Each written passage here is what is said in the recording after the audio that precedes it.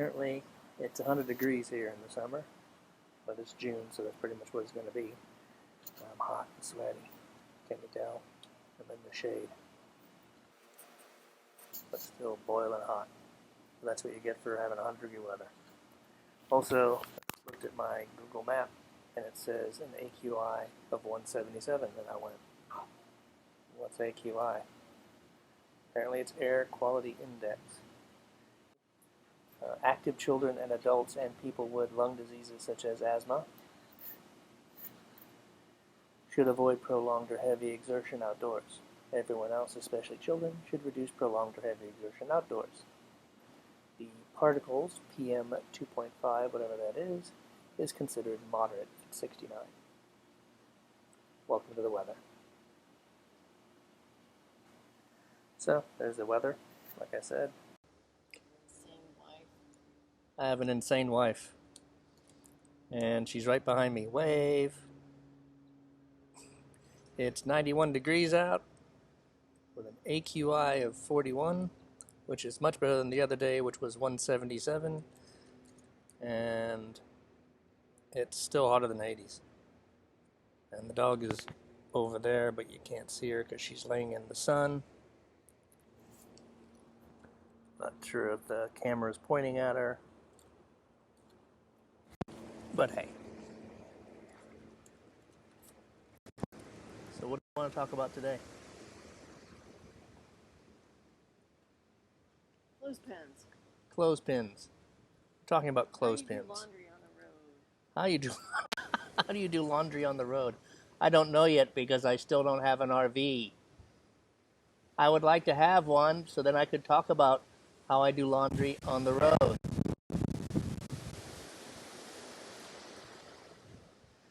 So what I want to talk about last time, it was just getting too hot in 100-degree weather, sweating to death. It was just not good. But what I want to talk about was I was looking at some old websites that I had made about vacations a long time ago. One of them, Scotland the Brave. There's a link down below if you're interested, all about Scotland. And it was a trip we took 2015, I think. It was one of those moving moment kind of things. My father had passed away in 2014, and he was born in Scotland, and we had taken his ashes up there to spread them all over the place, stories and a link, at least part of it. And of course it got me thinking again about travel and where we may go and what we may do, but ultimately it's about living a life that you want to live. And, you know, anyone watching these videos knows we're thinking about the RV and traveling the U.S. and seeing all of the country, which I have not seen. My wife's seen some of it, but I really haven't seen much of all of it. My younger life was in South America and traveling a lot, so we really never had a chance to sit down and then look at the United States and Canada. We've gone to a couple places, but nothing in detail. And one of the ideas with the RV is you can stop anywhere, you can do anything, you can stay as long as you want, and really see the country, which is a dream we have. But you know, we don't have just one dream, we have a lot of dreams. One of the ideas is possibly moving someday to either Spain or Portugal. We visited Spain last year, and it was incredible, and it really fit the kind of life we believe in.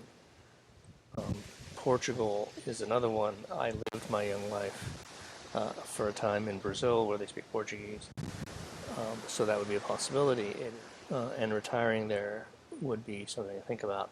I do follow some websites of people who are either expats who've moved to Portugal or who are Europeans from other countries who moved to Portugal. If you're from Europe, you have an advantage because of the European Union, but it is still possible to do. We have already started to minimize and downsize. I was talking about that in a previous video about records and books that we're starting to get rid of. By this time next year, my daughter would have graduated high school. She's going to start going off to college, and we really have to start seriously thinking about whether or not we're going to stay here or move north to where my wife's family is. So who knows what the future holds, but I think the idea of this short video is to say that you can do this.